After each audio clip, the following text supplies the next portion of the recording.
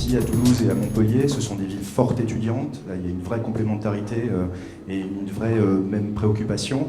Ce sont des villes dont la qualité de vie est reconnue, donc on a beaucoup de choses en commun là-dessus.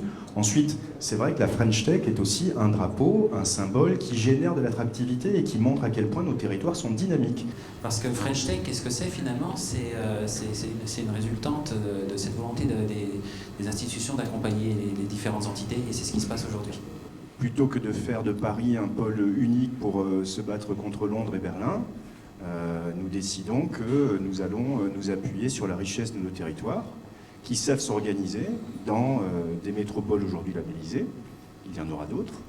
Et quand nous travaillons ensemble pour porter plus haut cette dynamique nationale, il s'agit bien de collaboration, donc il n'y a pas de compétition. On a un problème d'accélération d'entreprise pour partir à l'international. Maintenant, on en a parlé effectivement au cabinet ministériel, comme quoi c'était un vrai frein. Pour eux, ils sont dans un schéma très parisien où il y a des Xavier Niel un petit peu de partout. Je pense que nous, en Languedoc-Roussillon, on a énormément de success stories et Montpellier a été labellisé notamment pour ça. Je pense que c'est aussi un travail qu'on a à faire auprès des chefs d'entreprise, de dire croyez aussi dans le futur et investissez. À Toulouse, il y a effectivement plusieurs accélérateurs qui sont déjà mis en place, des accélérateurs privés, avec évidemment des entités comme Airbus qui n'ont aucun mal à proposer un accélérateur. La volonté forte de la mission French Tech aujourd'hui, pour l'instant, c'est d'abord de prioriser de l'investissement sur des structures d'accélération qui ressemblent effectivement à ce qu'on connaît avec The Family, ce qu'on connaît avec le camping, qui était une source d'inspiration qu'on peut connaître aussi avec Euratechnologie.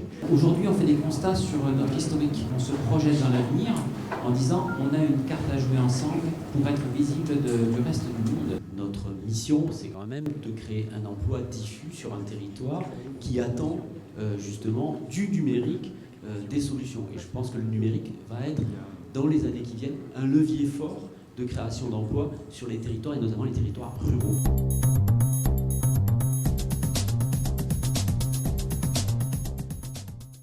Je pense que ce qui diffère de nos deux territoires, c'est que à Toulouse, on a du maïs, à Montpellier, on a de la vigne. On a un territoire beaucoup plus aride, un territoire économiquement plus aride.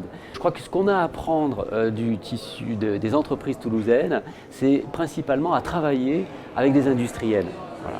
Donc je crois que l'atout, la force de l'écosystème numérique toulousain, elle est là. La force de l'écosystème numérique montpelliérain est de savoir s'adapter, c'est son agilité, sa réactivité et surtout sa créativité. On sent en fait qu'il y a de fortes complémentarités à aller creuser. Il y a notamment en matière de développement au niveau numérique, il y a des partenariats à mettre en place. Et j'ai tendance à dire, notamment avec la mêlée, qu'ils s'inspirent en ayant 500 adhérents. Ils s'inspirent un peu de toute la nouvelle dynamique qu'on peut avoir en gouvernance ouverte. Et c'est ce qui nous a transcendé dans le cadre de la French Tech Montpellier. Ce que l'on veut faire et ce que l'on va réussir à faire avec nos amis toulousains, c'est à créer cette French California, c'est-à-dire ce pôle d'attractivité au sud de l'Europe, capable de concurrencer les géants américains.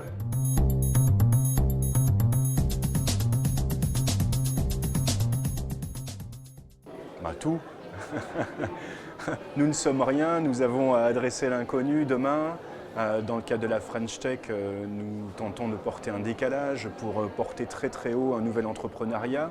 Nous faisons le pari que c'est certainement ce qui va être le CAC 40 de demain.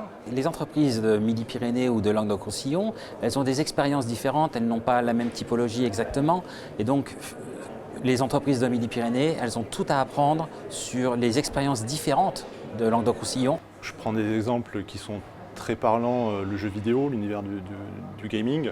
Ce sont des secteurs qui sont très forts ici en Languedoc-Roussillon, sur lesquels il y a énormément de complémentarité avec des secteurs qui sont, on va dire, plus forts sur la région toulousaine comme l'aéronautique. On peut avoir des complémentarités dans le tourisme, avec une région qui est très forte ici sur le tourisme, et pourquoi pas dynamiser celle-ci sur Midi-Pyrénées qui a aussi énormément de richesses. On a également plein de choses à faire ensemble autour des smart cities, des smart grids, parce que les problématiques sont les mêmes. Et puis nous sommes héritiers d'organisations, nous avons des grands comptes qui sont divers. Nous avons tout à apprendre. D'ailleurs, pour rester jeune, il faut tout le temps être en situation d'apprendre. Et je ne cesse de dire à mes étudiants qu'aujourd'hui, on est illettré si on n'est pas capable d'apprendre, réapprendre et toujours apprendre. Donc c'est un fondamental que de pouvoir aujourd'hui collaborer avec Montpellier. C'est une opportunité remarquable pour nous tous.